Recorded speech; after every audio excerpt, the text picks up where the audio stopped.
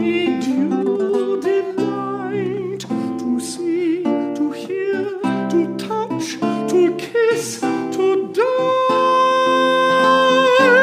with thee again in sweetest sin. Muy buenas tardes. Acabé mi conferencia de la semana pasada explicando cómo el Imperio Británico se recupera del duro revés que fue la pérdida de las 13 colonias y lo que iba a ser el comienzo de Estados Unidos, con una formidable expansión por la India y por Australia, que iba a ser otro gran horizonte que se abre. Hoy me centraré en la época de apogeo del Imperio Británico, que es el siglo XIX, y finalizaré con una reflexión sobre el declive y el legado de este imperio. El siglo XIX es sin duda la época mejor de la historia de Gran Bretaña como nación y como imperio. Podemos decir que en el siglo XIX Inglaterra está de una forma similar a como está España en el siglo de oro. Nunca los ingleses se van a sentir más satisfechos de sí mismos y nunca va a tener mayor poder el Reino Unido que en ese siglo XIX,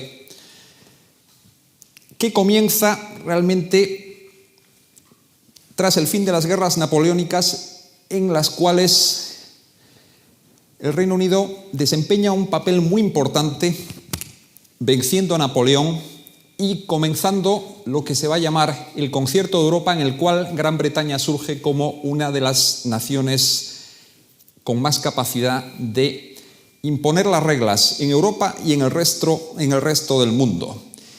Es a partir de entonces cuando el gobierno británico y la sociedad en su conjunto se centra en lo que se va a titular el aislamiento espléndido. Aislamiento espléndido que implicaba centrarse en los intereses de ultramar.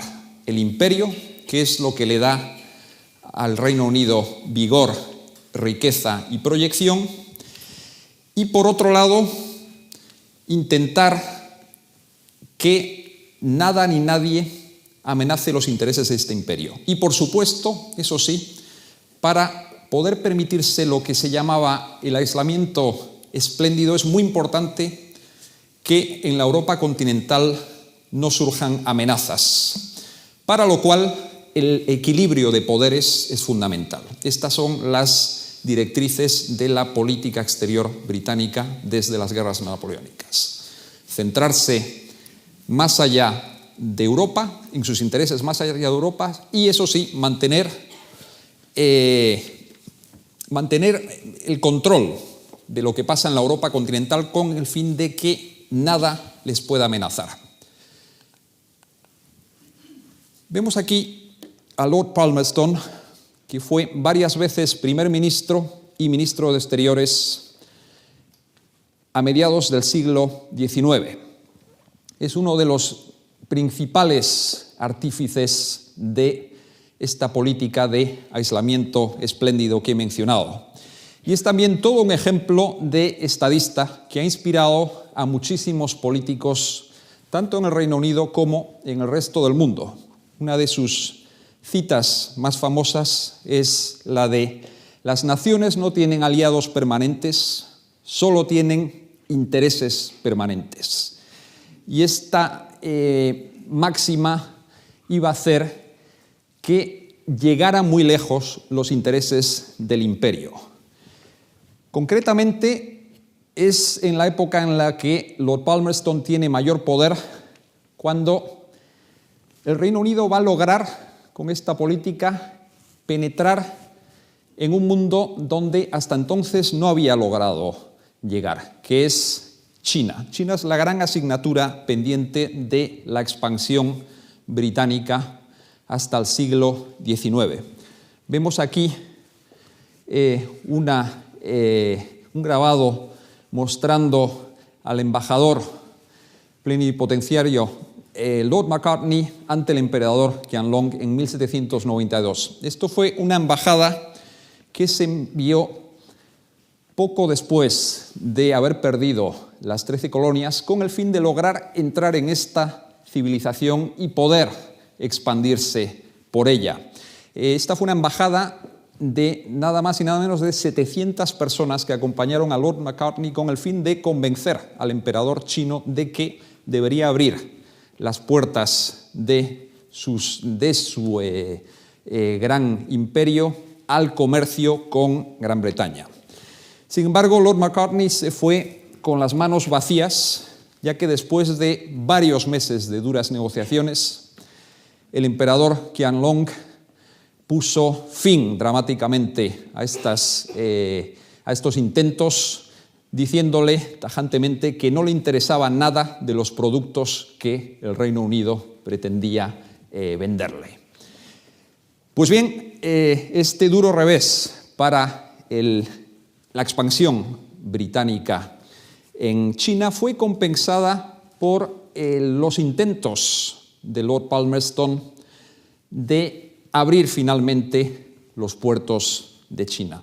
Porque a pesar de que Lord Macartney no logró establecer una embajada permanente ahí y comenzar a comerciar de alguna forma legítima, sí lograron los mercaderes de la Compañía de Indias comenzar a entrar en ese mercado, concretamente con el comercio del opio, que se expandió con mucha rapidez desde finales del siglo XVIII.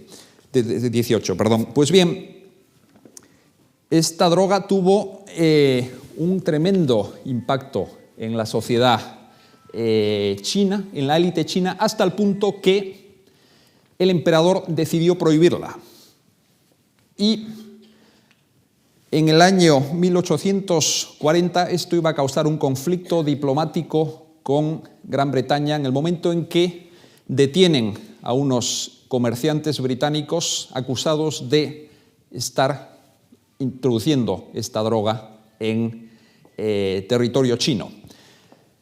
La diplomacia británica intentó negociar pidiendo que se les pusiera en libertad inmediatamente y el orgulloso emperador dijo que no, y esto provocó la primera guerra del opio, en la cual Lord Palmerston ordenó a la marina ir hasta los puertos de China y, en un alarde de extraordinaria superioridad militar, logró derrotar al imperio chino y obligarle a firmar un tratado bastante humillante para este antiguo imperio, el Tratado de Nankín, en el cual se abría al comercio con Gran Bretaña los puertos de Guangzhou y Shanghái. Y por supuesto también de las guerras del opio surge la colonia de Hong Kong, que es la base que va a establecer el Reino Unido en China. Por lo tanto, gracias a Lord Palmerston se logra abrir esta última frontera del imperio británico tan importante como es China. Ustedes se preguntarán, ¿cómo es posible que este país tenga tanto poder como para desafiar a un antiguo imperio como era el chino, e incluso doblegarle de la forma que lo hizo, por lo que el método que los críticos han llamado como diplomacia a punta de pistola?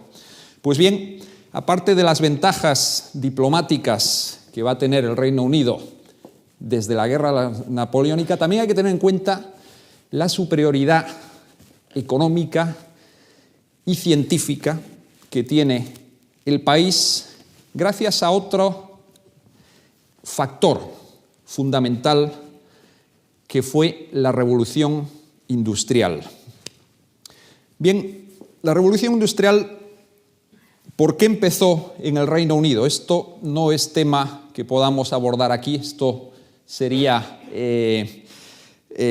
un tema que merecería otra conferencia por sí, y por supuesto hay muchísima polémica histórica sobre hasta qué punto fue Gran Bretaña, hasta qué punto tenía Gran Bretaña los factores para que empezara ahí. ¿Por qué en Gran Bretaña y no en otro país? Desde luego no es por tener el carbón y el acero tan importante para la revolución, ya que muchos países de Europa tenían esas condiciones. Se puede atribuir a el desarrollo científico y técnico del siglo XVIII y la gran curiosidad, y por supuesto luego a la hora de implementar los avances de la revolución industrial hay que tener en cuenta el gran espíritu innovador que tiene el Reino Unido desde el siglo XVII. Sin embargo, lo que sí que tenemos que tener en cuenta es que gracias a esta revolución industrial que comienza en el Reino Unido, el Imperio Británico va a gozar de ventajas que no hay en ningún otro imperio y, por supuesto, esto va a ser una baza fundamental a la hora de explicar cómo Gran Bretaña se convierte en la nación más rica y poderosa del mundo. Vemos aquí el tren, uno de los ejes de la revolución industrial que, por supuesto, cambia el concepto de viaje en el siglo XIX, tiene también un impacto enorme en la economía del Reino Unido y del resto de las naciones que comienzan a utilizar los trenes, convirtiendo esta en una industria poderosísima.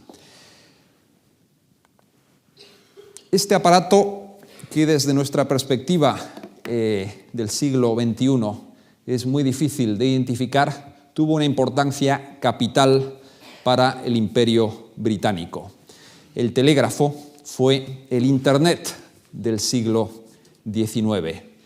No nos podemos imaginar hasta qué punto este invento cambia el concepto de cómo hacer política y cómo funciona la diplomacia. El telégrafo revoluciona la prensa y revoluciona también la diplomacia y, por supuesto, hace viable el control de un imperio tan extenso como es el Imperio Británico, de forma que me atrevería a decir que sin la invención del telégrafo probablemente hay territorios del Imperio Británico que se podían haber perdido con mucha facilidad a lo largo del siglo XIX y comienzos del XX, ya que muy a menudo los problemas que daba este imperio, desde una revuelta en una determinada región a una hambruna o cualquier tipo de factores desestabilizadores, llegaban a Londres con bastante retraso. Sin embargo, gracias al telégrafo, todo esto cambia radicalmente.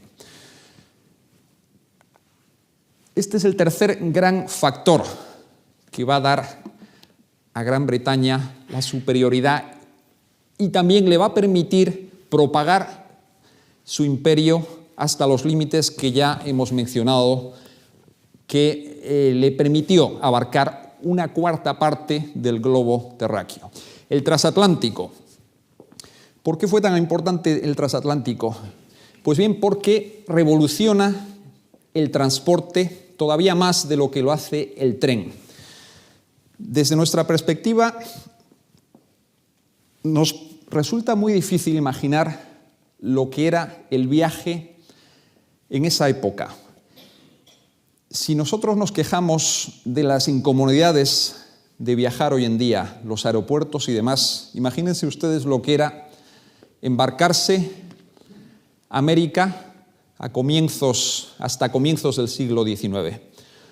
Una travesía a América podía durar varias semanas y, por supuesto, si ya hablamos de ir a la India o Australia, los viajes podían suponer más de medio año.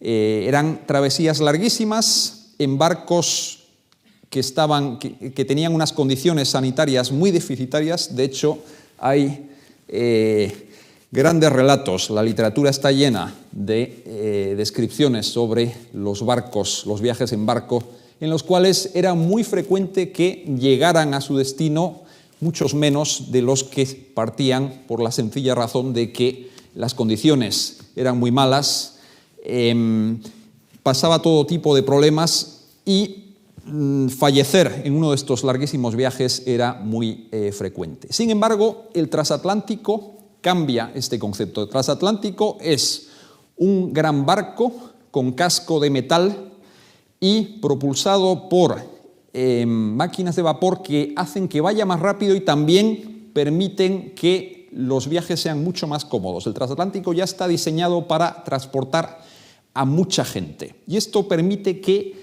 las grandes masas del Reino Unido y también, por supuesto, de Europa puedan comenzar a emigrar.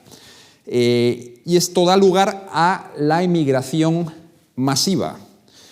Si tenemos en cuenta las cifras que nos muestra el Imperio Británico de personas que salen de las Islas Británicas, vemos cómo comienzan a aumentar conforme mejora la tecnología de estos grandes barcos. Y eso permite poblar zonas que hasta entonces están prácticamente deshabitadas. Por ejemplo, Canadá llega a tener en muy poco tiempo cerca del 1 millón de habitantes a mediados del siglo XIX.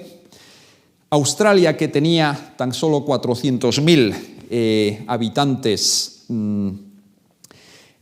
a comienzos de siglo, también va a rebasar el 1 millón de habitantes hacia la mitad del siglo XIX. Nueva Zelanda también empieza a poblarse con rapidez en torno a los años 60 y 70 del siglo XIX. Todo esto es gracias a este gran invento. Y por lo tanto ven ustedes las armas, los mecanismos que obtiene el Imperio Británico para propagarse y para tener un control de todos estos territorios desde Londres. El cuarto factor que explica la hegemonía del Imperio Británico, por qué logra llegar tan lejos y por qué está tan bien afianzado y parece ser tan bien gobernado, es por los administradores coloniales. Vemos esta foto de comienzos del siglo XX, administradores coloniales tomando el té con sus esposas, probablemente esta foto sacada de la India, pero podría ser en cualquier otra esquina del Imperio Británico. Los administradores coloniales son fundamentales cuando explicamos que Gran Bretaña logró gobernar sobre una cuarta parte de la tierra, porque ellos creían firmemente en la causa del imperio y además no solo creían en ella, sino que se involucraban, veían que su destino estaba en algún sitio de ultramar de este enorme imperio. Administradores, pero por supuesto también tenemos que hablar de militares, diplomáticos, aventureros, misioneros, todos ellos que poblaron muy distintas regiones del Imperio Británico hacen que este imperio se mantenga. Y por supuesto, si bien para muchos ir a vivir a alguna colonia era un incentivo muy atractivo y una alternativa mucho más interesante que quedarse en la brumosa Gran Bretaña, también tenemos que tener en cuenta el sentido de sacrificio que tenían estas personas que lo exponían todo para irse a puntos remotos del imperio y a menudo pasaban todas sus vidas ahí e incluso acababan sus días ahí. Pues bien, este es otro factor fundamental para explicar los logros del Imperio Británico y su estabilidad en el siglo XIX. Vemos aquí cargamentos de té importados por la East India Trading Company en los muelles de Londres. A mediados, esta estampa es muy típica de mediados del siglo XIX, cuando Londres se convierte en la principal capital financiera del mundo. Este estatus no se lo va a disputar nadie hasta que Nueva York logra convertirse en la capital del mundo en el siglo XX, coincidiendo con la consolidación de Estados Unidos como superpotencia, pero nos muestra lo que es la importancia de Londres y hasta qué punto depende de su imperio. Todos los nexos comerciales, todo lo que pasa en torno a Londres es gracias a ese enorme imperio que se ha consolidado ya a mediados del siglo XIX. Por supuesto, todas estas ventajas económicas, científicas y políticas que obtiene el Reino Unido le va a permitir también seguir expandiéndose y seguir abriendo horizontes. Vemos aquí la inauguración del Canal de Suez en 1869, una obra que fue todo un éxito, una demostración de la superioridad tecnológica europea, en este caso francesa, porque el Canal de Suez logró inaugurarse gracias a un acuerdo entre Egipto y Francia. Sin embargo, el gobierno británico le preocupó mucho este acuerdo, ya que suponía que Francia iba a controlar un punto clave que podía amenazar la ruta a la India, que era fundamental para la cohesión del Imperio británico. Sin embargo, la diplomacia británica logra comprarle las acciones al sultán de Egipto, que no podía mantener la deuda enorme que había obtenido para hacer el Canal de Suez, y así esta empresa, que fue inicialmente franco-egipcia, se convierte en una empresa franco-británica. Y, por supuesto, el control del Canal de Suez se convierte en otro factor clave del imperio, porque imagínense ustedes lo que era la ruta a la India, que hasta entonces suponía bordear toda África. Gracias al Canal de Suez se puede acortar considerablemente yendo por el Mediterráneo, y esto se convierte en otro punto clave de la estabilidad del Imperio británico. Egipto, ahora que menciono Egipto, debo hacer alusión a la situación de África, de la cual he hablado muy poco en estas dos conferencias, ya que África es la asignatura pendiente de la expansión europea por el mundo y concretamente británica, ya que al margen del norte de África, más o menos conocido, y algún punto clave de la costa africana y, por supuesto, la parte más austral, el corazón de África sigue siendo una zona impenetrable para la expansión europea hasta bien entrado el siglo XIX.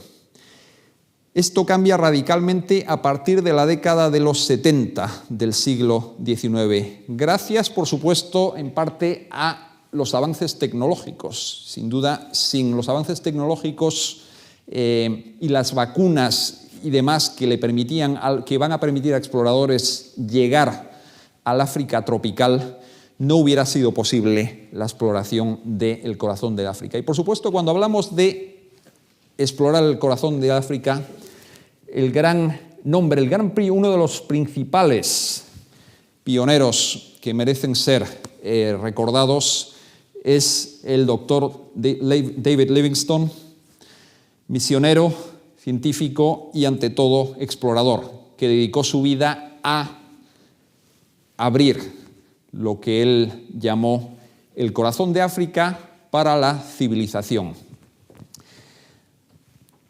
Después de Livingstone, muchos le seguirían en esta gran empresa, y a partir de los años 70, los europeos, y muy concretamente Gran Bretaña, se centran en expandirse por este gran continente, hasta el punto de que en tan solo 3 décadas, prácticamente todo el territorio, todo el continente africano va a verse ocupado por las grandes potencias europeas. No solo Gran Bretaña y Francia, sino también Alemania, y también en esta empresa iba a estar España, Portugal e Italia. Pues bien, en esta, la que se ha denominado la pelea por África o el reparto por África, Gran Bretaña, como nación más rica y nación más avanzada en la empresa colonial se va a llevar una buena parte de lo que fue, de lo que ha sido este continente. Sin embargo, lo curioso es que no hubo un plan establecido por ningún gobierno de querer entrar en África y querer establecer colonias en África. Más bien fue todo lo contrario. El gobierno parecía estar siguiendo los intereses de aventureros, comerciantes que consideraban que tenían que estar en este gran continente.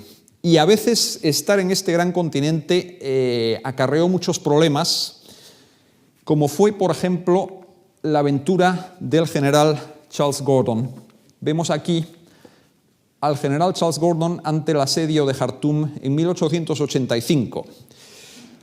Gordon fue un ejemplo de vida militar dedicada a la administración colonial. Fue enviado como gobernador de Sudán con el apoyo del líder reformista sudanés, Mohamed Ahmad, que había llegado a un acuerdo con el gobierno británico. Sin embargo, esta zona convulsa era muy difícil de mantener y el gobierno británico, entonces liderado por el liberal Gladstone, que era muy poco aficionado a las empresas coloniales, decidió que había que retirarse de Sudán ante las amenazas de una revuelta en Sudán. Vemos aquí al general Gordon haciendo frente a este asedio en el cual perdió la vida en 1885. Pues bien, la muerte de Gordon, todo un mito en la expansión británica del siglo XIX, causó un gran revuelo en el Reino Unido, hasta el punto que la propia reina Victoria protestó al primer ministro por haber dejado al general Gordon en la estacada. Esto no hubiera pasado unos años antes si hubiera estado en el gobierno el gran Benjamin Disraeli, que es uno de los personajes más atractivos e interesantes que dio el siglo XIX británico y que más hizo por hacer del imperio la causa principal del gobierno británico.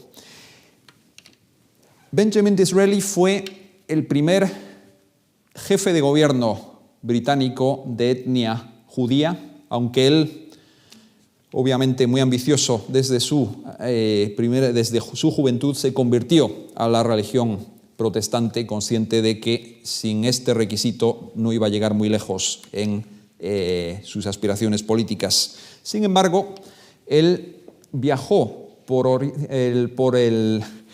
Oriente en su juventud y quedó fascinado por todo ese mundo.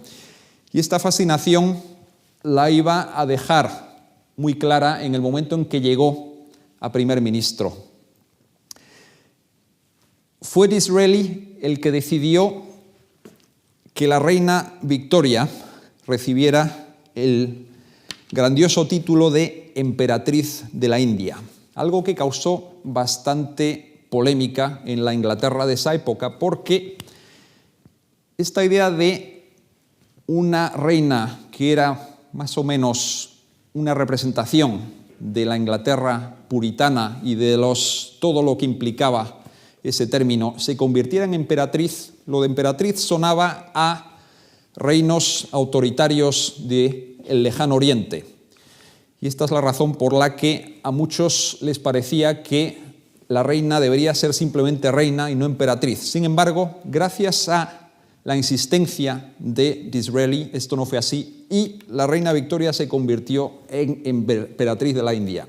Y es desde la época de Disraeli cuando la corona se convierte en uno de los símbolos principales de este imperio.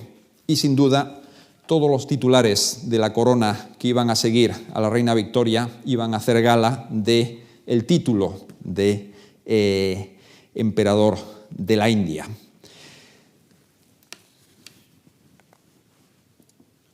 Después de Disraeli, otro gran símbolo de la Inglaterra en el momento dorado, podemos decir, del Imperio Británico fue Joseph Chamberlain, que le va a dar una forma muy importante y le va a dar unos giros muy importantes en la administración del imperio. Joseph Chamberlain se convirtió en ministro de Colonias en 1895 y esto fue una petición suya, personal y muy rara, según los colegas de aquella época, ya que hasta entonces ser ministro de Colonias era un cargo que solo solían recibir los políticos de segunda fila. Pues bien, Chamberlain, que era ya un político de primera fila, decidió pedir esta cartera y él mismo logró que se convirtiera en una cartera clave, ya que él explicó que de las colonias dependía la estabilidad de Gran Bretaña, por lo tanto, esta debería ser una de las principales carteras. Chamberlain entendió muy bien lo que era el Imperio Británico y las tensiones que ya comenzaban a haber en este imperio cuando llega su época dorada.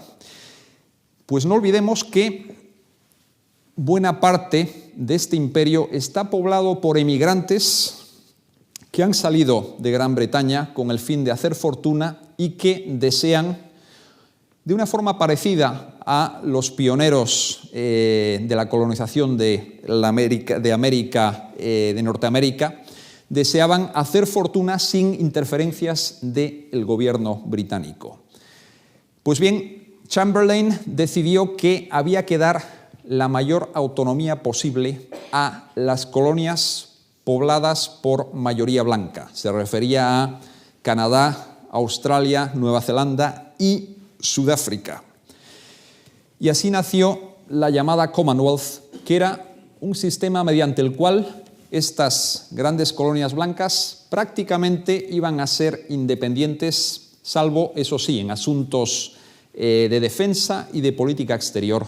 Y condición sine qua non, todos ellos serían súbditos de la reina Victoria. Pues bien, gracias a esta fórmula de la Commonwealth y gracias a esta iniciativa de Chamberlain, se pudo evitar lo que podía haber sido que estas colonias avanzaran por derroteros similares a los de las 13 colonias de América del Norte. Pues no olvidemos que la situación de canadienses o australianos no era tan diferente de la de los que iban a pedir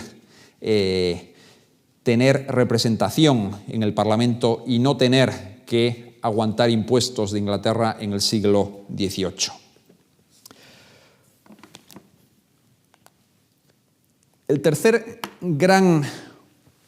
La tercera gran figura que quisiera mencionar en esta época dorada del Imperio Británico es Cecil Rhodes, uno de los personajes más polémicos, admirados y también detestados que dio Inglaterra y el Imperio Británico a finales del siglo XIX. Su trayectoria vital y profesional es fascinante. Él emigra de joven a Sudáfrica y en la colonia del Cabo logra pronto hacerse un hombre muy rico, no solo un hombre muy rico, sino que con el tiempo se va a consolidar como uno de los hombres más ricos del Imperio Británico e incluso del mundo, según decían, pues él crea un grupo de empresas que van a monopolizar la producción de oro, la extracción de minas de oro y también de diamantes que hay en Sudáfrica, que por supuesto estos son las dos grandes fuentes de riqueza que atraen a la migración a Sudáfrica. Después de convertirse en un hombre extraordinariamente, tremendamente rico, decide entrar en política y se convierte en primer ministro de la colonia de El Cabo. Y después, no conforme con esto, decide que es hora de iniciar una marcha de Sudáfrica hacia el norte, con el fin de hacer realidad un sueño que él iba a repetir a lo largo de su vida. El sueño suyo era un imperio británico que fuera desde la colonia del Cabo hasta el Cairo, es decir, todo el continente africano, desde el Cabo hasta Egipto. Pues bien, esta gran ambición solo se le puede ocurrir a un hombre como Cecil Rhodes, que logró casi todo lo que se propuso en la vida. Hay muchas citas que dicen mucho cómo era Cecil Rhodes. Si pudiera, anexionaría hasta las estrellas, dijo en una ocasión. Otra famosa cita de las suyas era decir que en la lotería de la vida ser británico es haber ganado el primer premio. Pues bien, tan orgulloso de lo que era y de lo que podían hacer los británicos, él decidió poner su fortuna y todo su poder político para comenzar esta expansión hacia el norte. Y de hecho, los últimos años de su vida fueron dedicados a la creación de un nuevo país que fue Rodesia, llamado así en honor a él. Sin embargo, el excesivo celo expansionista de Rhodes va a ser también la causa de muchísimos problemas. Desde luego, en la Sudáfrica actual, muchos consideran que la raíz de las tensiones raciales y de las tensiones entre distintos grupos europeos son en parte causadas por esta ambición desmesurada de Cecil Rhodes. Vemos aquí a otro gran personaje de la Inglaterra victoriana, que fue Rudyard Kipling, el más grande poeta y escritor, según algunos, de aquella época. Kipling fue un producto del imperio. Él nació en Bombay, hijo de un director de un colegio que se había ido a la India, y es por lo tanto el producto de esta élite británica establecida en la India. Kipling fue un ferviente defensor de las virtudes del imperio, y sin duda toda descripción de lo que era Gran Bretaña y el imperio en esta época dorada tiene que referirse en algún momento a Rudyard Kipling. La India que describe Rudyard Kipling en sus novelas y en sus poemas es esta India que vemos aquí en esta fotografía de Lord Curzon, nuevo virrey de la India, haciendo una entrada triunfal en Nueva Delhi en 1899. El esplendor, el boato y ese mundo exótico que tanto atrajo a británicos queda reflejado mejor que en ninguna otra obra, quizá en la de Rudyard Kipling.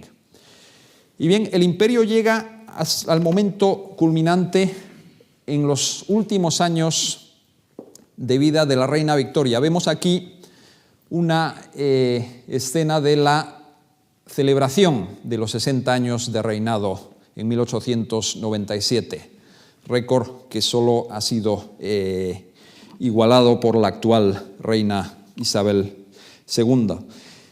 Podemos decir que este es el momento culminante, y yo me atrevería a decir que 2 años después de esta gran celebración en la que Inglaterra, Gran Bretaña y el conjunto de los británicos están más seguros de sí mismos, comienza ya lo que podíamos considerar el primer atisbo del declive. Vemos aquí una foto de soldados Boer en la Segunda Guerra de los Bóeres, que tuvo lugar en Sudáfrica desde 1899 a 1902. Esta es una guerra causada por las tensiones entre los colonos británicos de Sudáfrica y la comunidad de los Boers, que son descendientes de holandeses que se habían establecido en esta parte de África en el siglo XVII. Y bien, obviamente los Boers que llevaban ahí desde el siglo XVII no estaban dispuestos a aceptar que Gran Bretaña, que se hace con la colonia del Cabo a comienzos del siglo XIX, les impusiera sus reglas y les fuera comiendo el terreno.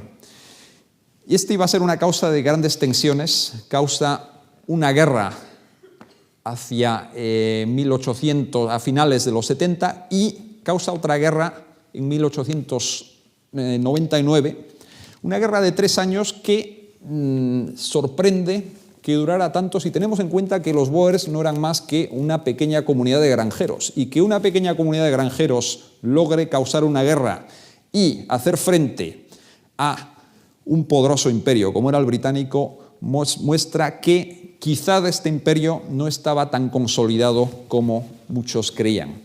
Se puede decir que esta guerra, que la ganó Gran Bretaña, no obstante, comienza a mostrar cierta debilidad, y esto va a ser un incentivo para muchos habitantes de muchas colonias a la hora de comenzar a reivindicar sus derechos y soñar con una independencia.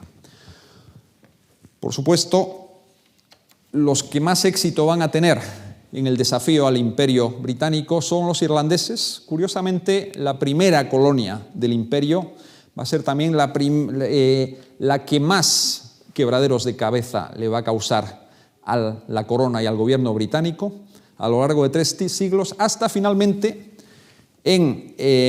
poco después de la Primera Guerra Mundial, lograr ya la independencia y tener su propio Estado. He mencionado la Primera Guerra Mundial, que muchos también consideran el punto de inflexión que marca un nuevo rumbo en la historia del Imperio Británico, y en el cual Gran Bretaña va a comenzar, gana una guerra sin duda, pero la gana a costa de perder mucho. Las pérdidas que le pudo ocasionar en términos de control del imperio la Primera Guerra Mundial se puede deber a que esta es una guerra, la Primera Guerra Mundial, en la que Gran Bretaña dice defender la civilización frente a Alemania, aunque por supuesto, curiosamente, los dos bandos de la Primera Guerra Mundial dicen defender la civilización. Con este fin, Gran Bretaña utiliza todas sus colonias. Sin embargo, en este punto, el gobierno británico tiene que justificar a todos los que luchan en esta cruenta guerra por qué están luchando, cuáles son los principios en los que creen. Y ese es el momento en el que los principios por los que dice de luchar, de libertad individual, se vuelven contra ella, ya que algunos comienzan a pensar que si están luchando por la madre patria británica, ellos también se merecen los mismos derechos. Vemos aquí una foto de Lawrence de Arabia, el coronel y arqueólogo Lawrence, que va a desempeñar un papel tan importante en el mundo árabe. Es uno de los personajes más fascinantes, sin duda, del siglo XX y de la historia del imperialismo británico. Lawrence, que era un arqueólogo investigando en Siria poco antes del estallido de la Primera Guerra Mundial, es reclutado por el Imperio Británico con el fin de que contribuya a la causa y organice una revuelta de pueblos árabes contra el Imperio Otomano. El problema que van a tener con Lawrence es que a Lawrence le fascina tanto el mundo árabe que se olvida de que sirve al Imperio Británico y les explica a los líderes del pueblo árabe que lo que tienen que hacer es independizarse del Imperio Otomano y crear sus propias naciones. El que iba a ser conocido como el rey sin corona de Arabia crea un enorme revuelo diplomático luego en las conferencias de paz que marcan el fin de la Primera Guerra Mundial. Aquí vemos una foto del primer ministro Lloyd George junto al presidente francés y el estadounidense en la Conferencia de Paz de 1919. Y bien, para decepción de Lawrence, todas esas promesas de independencia que él le había hecho a los árabes y que él transmite a los gobernantes británicos no logran consolidarse por la sencilla razón de que ni Gran Bretaña ni Francia están dispuestos a que, tras ganar la guerra y combatir y haber derrotado al Imperio Otomano, además del Imperio Alemán, no estaban dispuestos a conceder la independencia a estos territorios. Más bien, al contrario, como vemos en este mapa, el Imperio Británico, tras la Primera Guerra Mundial, va a aumentar en extensión. Va a aumentar en extensión por la sencilla razón de que hay zonas en Oriente Próximo y también en África que pertenecían al Imperio Alemán y al Imperio Otomano que se van a repartir Francia y Gran Bretaña. Y por lo tanto, Gran Bretaña sale reforzada de la Primera Guerra Mundial y va a ver su imperio extendido más aún. Sin embargo, a pesar de que hay una extensión del imperio en estos años, podemos decir claramente que el imperio comienza a estar en declive. Gran Bretaña ya no está en la situación de poder que había estado en el siglo XIX. Y no olvidemos que gana una guerra, sí, gana la Primera Guerra Mundial, pero la gana a costa de un gran endeudamiento, un esfuerzo extraordinario y sobre todo gracias a la ayuda de Estados Unidos que interviene en esta guerra, ayuda a los aliados a ganarla, pero por supuesto exige que el nuevo orden mundial comience a ser un orden mundial dictado según sus propios intereses y su idea del mundo, y no según la idea del mundo que tenía una antigua nación imperial como es Gran Bretaña. Llegamos ahora a un personaje que no puede faltar en una historia del Imperio Británico, el gran Winston Churchill, que tanto creyó en las virtudes del Imperio Británico. Winston Churchill tuvo la fortuna de nacer en la época dorada del Imperio y es un ejemplo de juventud hecha a base de experiencias imperiales, pues él, poco después de ingresar en el ejército, estuvo en la India, luego estuvo en Egipto y también estuvo en Sudáfrica. Por lo tanto, acumuló una amplia experiencia en el mundo colonial. Y allí combinó su carrera, no solo ejerció su carrera militar, sino que también se dedicó al periodismo, en parte para compensar el modesto salario que ganaba como oficial del ejército y también en parte para dar satisfacción a sus aspiraciones literarias y, por supuesto, a sus aspiraciones políticas. Churchill siempre sería leal a este imperio en el cual tanto creía y él estaba convencido en que el mundo sin este imperio no solo un mundo en el cual el Imperio Británico desapareciera, sería peor no solo por los intereses británicos, sino por los intereses del conjunto del mundo. Él tenía esta idea de que claramente donde quisiera que estuviera la administración británica iba a florecer mucho de lo que él consideraba lo mejor de Gran Bretaña: la democracia, el Estado de Derecho, las tradiciones, el equilibrio de poder, etcétera, etcétera. Sin embargo, la gran paradoja es que Churchill, tras convertirse en primer ministro y tener la difícil tarea de tener que ganar una guerra a la Alemania nazi con apenas medios, tiene que negociar con Estados Unidos y, por supuesto, en el momento que negocia con Estados Unidos, tiene que someterse a sus condiciones.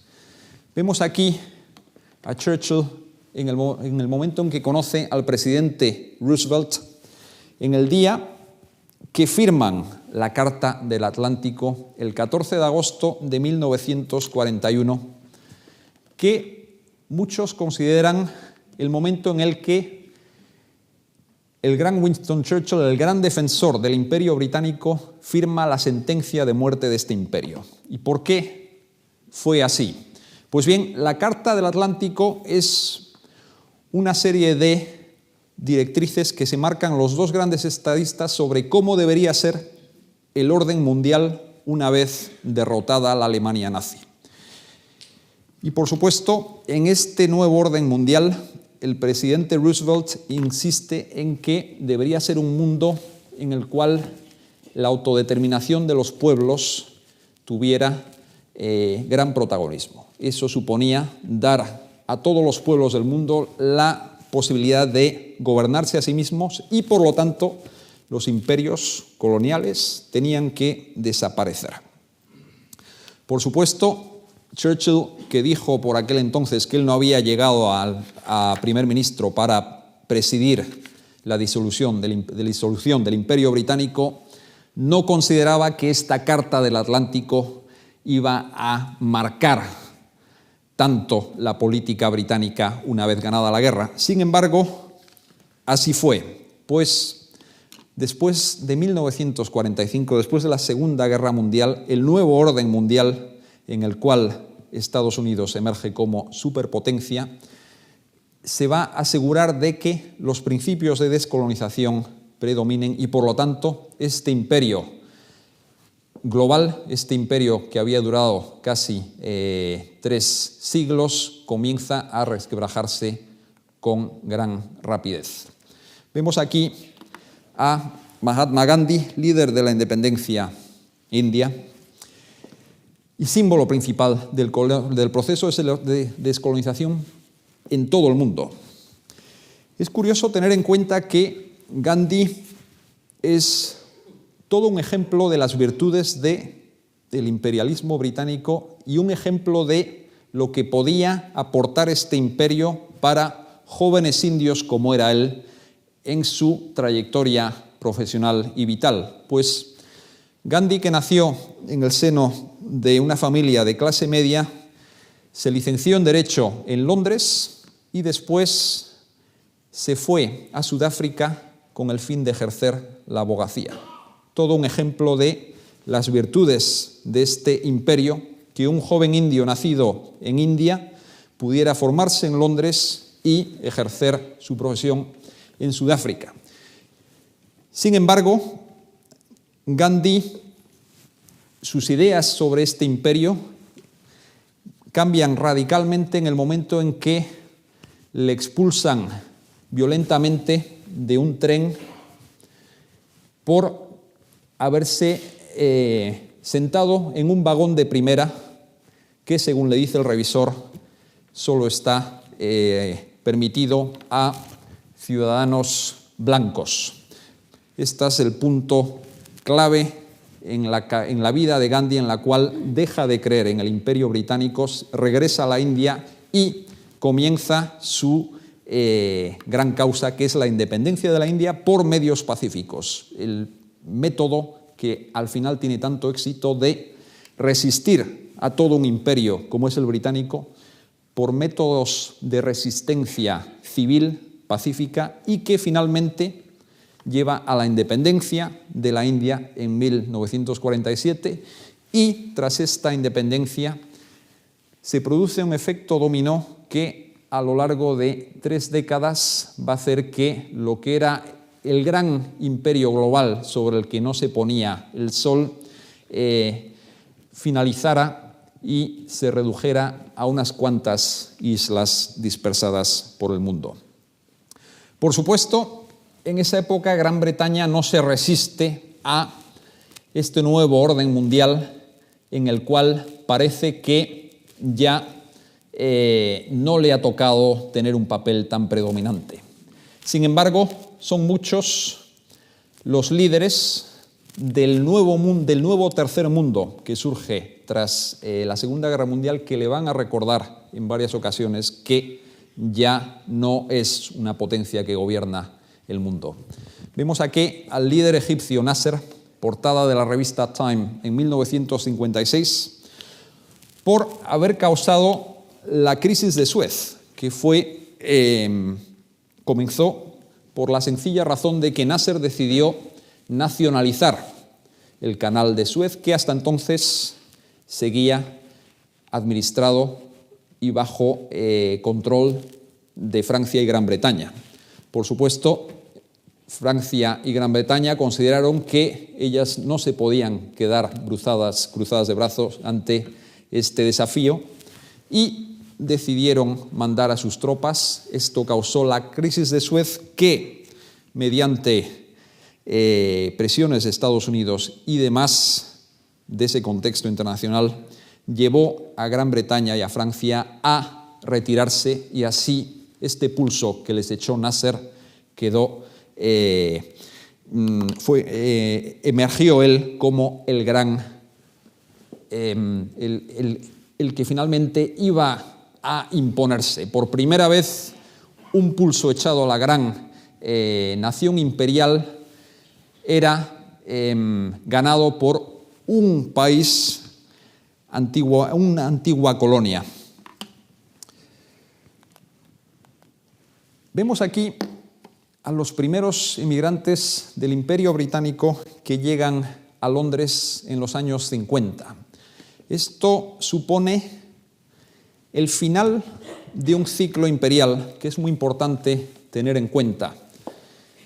Y por supuesto que nos dice mucho de los nexos con el imperio, que no se acaban ni mucho menos tras la concesión de la independencia de muchas colonias, pues el Reino Unido, como tantos otros países de Europa occidental, a partir de los años 50 necesita mano de obra, y esta mano de obra la van a proporcionar emigrantes de distintos puntos del Imperio Británico en aquella época. Esto es lo que algunos consideran el ciclo final del imperio, que comienza con esa expansión de ciudadanos del Imperio Británico por todo el mundo y que culmina con ese momento en el que ciudadanos de muy diversas regiones de ese imperio y de muchas etnias y razas van a instalarse a la metrópolis y convierten a un país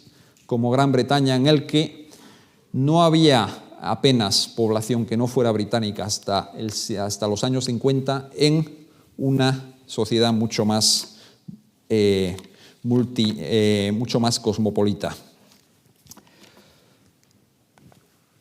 Vemos aquí el mapa de la Commonwealth británica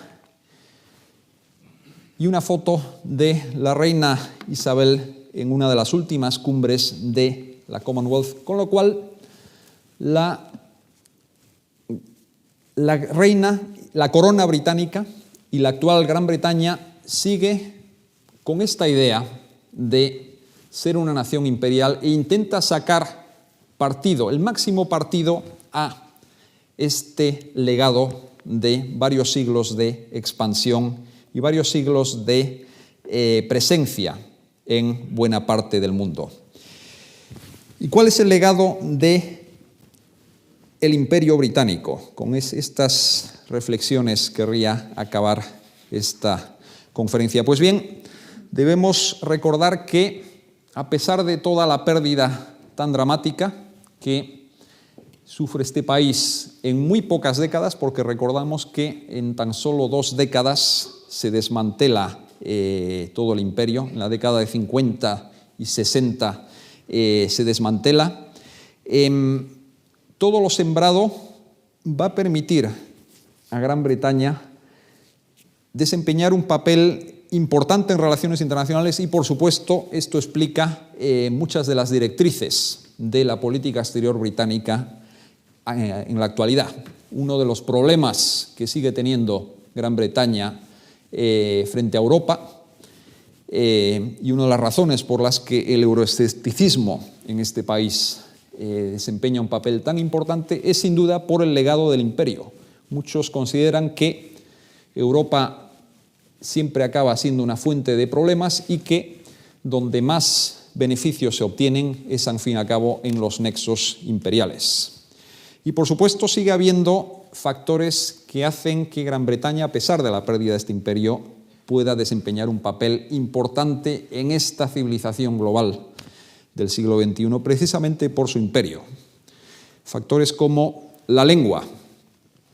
La primera lengua internacional es el inglés, y esto es el legado de tantos siglos de expansión imperial. Por cierto, la segunda nación que está en mejor situación de sacar partido a su lengua es precisamente España, que se puede considerar que tiene la segunda lengua global, si tenemos en cuenta el número de países donde se habla.